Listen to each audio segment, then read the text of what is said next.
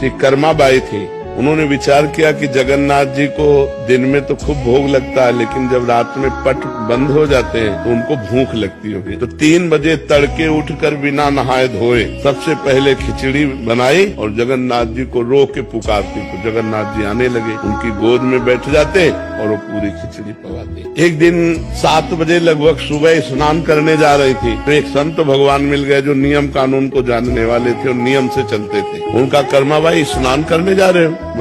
बोले क्या, किस प्रकार की तुम भक्त हो कि सूर्य उदय हो गया अब स्नान करने जा रहे हो? अरे भक्त तो तड़के स्नान करते। तो उनका तड़के तुम ठाकुर जी का भोग बनाते। अरे राम राम, कितना बड़ा अपराध करते हो, बिना स्नान किए बिना पवित्र हुए भोग बना के ठाकुर जी को, ये तो अपराध है। अब उन्होंने दूसरे दिन पहले स्नान और सब दिनचर्या की और भोग बनाया और बुलाया। तो जे ही एक कवल पवाया सो वहाँ पर्दा मंदिर काटने को ठाकुर जी अंतर ध्यान हो गए, चले गए। अब वहाँ खिचड़ी मुंह में लगी थी, एक कवल केवल। तो जगन्नाथ जी के पार्षदों ने पूछा कि जय जय, अभी तो भोग पधराया नहीं, ये मुख में भोग कैसे?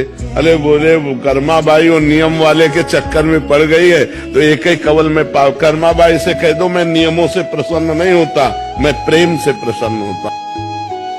सखुबाई का चरित्र सुन के देखो, उनका पति बांध कर उनको पीटता था, सास बड़ा कुव्यवहार करती थी, पर वो ठाकुर जी के भजन में मगन रहने वाली महान महात्मा थी, गृहस्थी में होते हुए भी। एक दिन संत मंडली, वो जल लेने बाहर गांव के कुएं में जा रहे, एक संत मंडली देखा नाचते कूदते भगवान की दर्शन के लिए। उनके मन में बड़ी व्याकुलता हुई कि काश मैं अपने प्रभु के भी दर्शन कर पाती।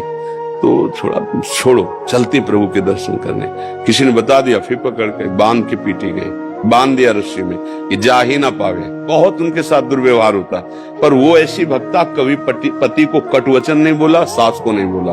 भगवान आ गए, उनका बाई सखू तू उदास मत हो, जाना चाहती ना मेरे दर्शन के लिए, मेरे दर्शन कर और मेरे धाम जा। बोले प्रभु फिर यहाँ मैं सखू बन के बंधूंगी। ठाकुर जी सखू बाई बन के बंध गए और उनको मुक्त कर दिया। अब देखो, अब ठाकुर जी जब उसके पति को स्पर्श किया, चरण दबाने, भाव बदल गया, सारी दुष्टता गई।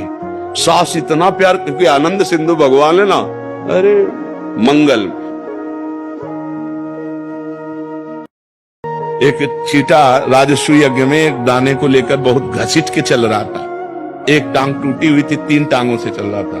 तो अर्जुन जी ने देखा, भगवान से कहा कि राजस्व यज्ञ में सब आनंद ले रहे, प्रभु देखो चीटा को कितना कष्ट है कि एक टांग टूट चुकी हुई है, 3 टांगों से वो एक दाना लेकर घसीट कर जा रहा है, क्या इसे कभी सुख मिलेगा? तो भगवान ने कहा 14 बार इंद्र बन चुका है, 14 बार इंद्र बन चुका है, अब ये चीटा बना है। आप समझो जीव की कैसी करनी कि जो इंद्र 14 बार बन चुका है वो एक दाना घसीटते हुए 3 टांगों से जा रहा है। बहुत विचित्र कर्मों का फल है। इसीलिए बस यहाँ भगवान का आश्रय लो और अच्छे कर्म अब करो, और जो बुरे कर्मों का फल आ रहा है उसे भोग लो और निपट चलो, यहाँ से निकल चलो, यहाँ कोई अपना नहीं है। यहाँ दशमेश पिता गुरु गोविंद सिंह के वंशज मुझे दिखाई दे रहे हैं, पगड़ीधारी सिख। इनका पुरुषार्थ और पराक्रम इतना अद्भुत है, पूरे विश्व में एक गुरुद्वारा ढूंढ कर ला दीजिए जो किसी दूसरे के धर्म स्थान को तोड़कर बनाया गया। 24 तीर्थंकर क्षत्रियों के जिस जैन समाज में हुए, एक जिनालय ढूंढ कर ला कर दीजिए जो दूसरे के धर्म स्थान को तोड़कर बनाया गया। ये आप किस तरीके से सोचते हैं हुजूर रेगिस्तान से आकर ऊंट पर बैठकर कि वर्चस्व के लिए पहला काम यही है कि आप दूसरे के मंदिरों को तोड़ दें?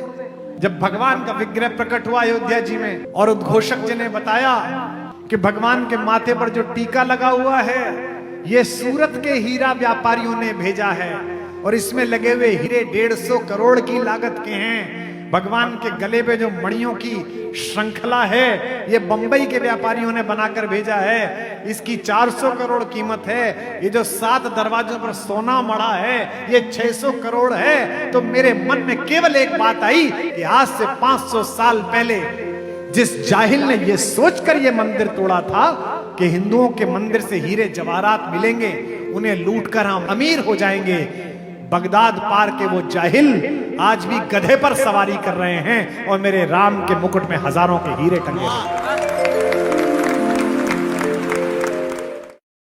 आप क्या पसंद करोगे? होटल में जैसे जाते हो ना, मीनू नहीं आता, ऐसे 84 लाख मीनू है, क्या पसंद करते हैं?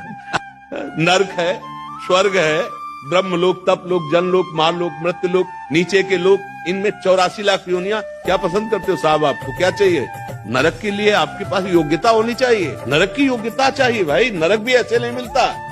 कामः क्रोधा तथा लोभः, काम क्रोध लोभ ये सीधे नरक का सर्टिफिकेट है। यदि आप कामासक्त होकर पराई माता बहनों के साथ बेविचार करते हैं और आप लोभ के द्वारा दूसरों की हिंसा करके धन मिलना चाहिए, हमको उनकी भोग सामग्री छीननी चाहिए, नरक का सर्टिफिकेट है। क्रोध करके दूसरों का अपमान करना, कटुवचन बोलना, हिंसा आदि में उतर जाना, नरक का सर्टिफिकेट। गोस्वामी जी इसी संस्कृत के श्लोक को टीका कर रहे हैं। काम क्रोध मद